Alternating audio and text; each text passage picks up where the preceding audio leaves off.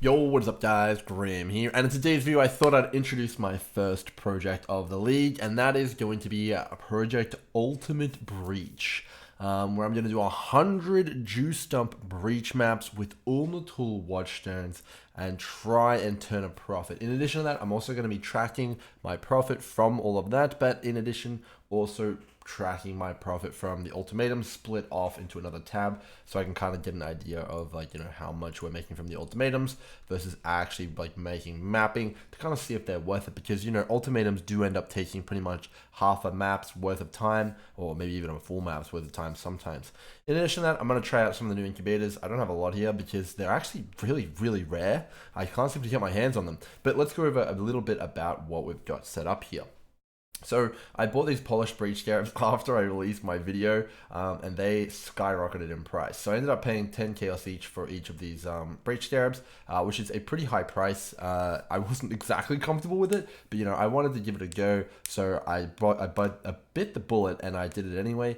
I bought all of these awakened sextants. There is, I believe, 180 there. Yep, 180.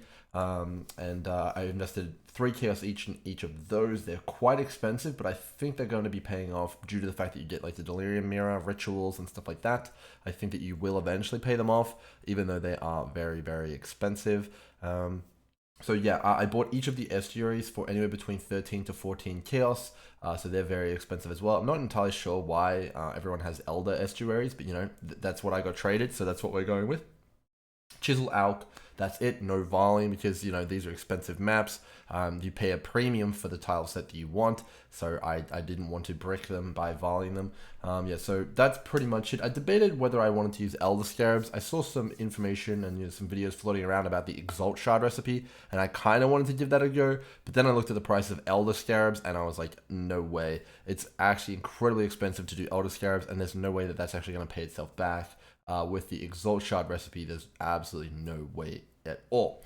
I have a few sneaking suspicions about these Madden incubators. I'm not sure what they drop yet. It's kind of like going to be a surprise. But if they end up dropping delirium orbs, these things are going to absolutely skyrocket in price, because delirium orbs obviously are very rare, and this is one of the only sources of them that's going to be pretty crazy. The kill count on these are actually really rare, really high as well. It's about the kill count of a celestial incubator or a geomancer's incubator, so it actually leads me to believe that these will have delirium orbs in them, but we will just have to wait and see. In addition to that, I've got 200 chaos in here, which I'm going to be using for breach on the map device, and that is going to be that. So I probably spent a little over 3,000 or 4,000 chaos, probably 3,000. I could actually do the math here. So we got 180 times 3, and then we got 100 breach scarabs at 10C plus 1,000. And then we got 100 estuaries at least 14C plus 1,400. Whoops, that's one too many zeros. So I spent, yeah, about 3,000 chaos on this test outside of the incubators, and I have no idea how much I'm expected to make back. To kind of explain where I think I'm going to be making my money back, I'm expecting to make most of my money back in breach stones, obviously, and also map drops, because map drops are a big thing from breach. And I'm hoping that that is going to pay dividends. In addition to that, I also have 4 watchstones here that I have socketed. They are Ulnatul. I actually still do have Chaila ones, but after looking at the kind of prices, and I also did a test which I could understand the distribution of the different breaches, I realized that Ulnatul is actually the play right now. His shield can drop in maps, and his shield is worth 7 exalts. If I get even 1 shield, that pays back an absolute ton, so it's 165 times 7.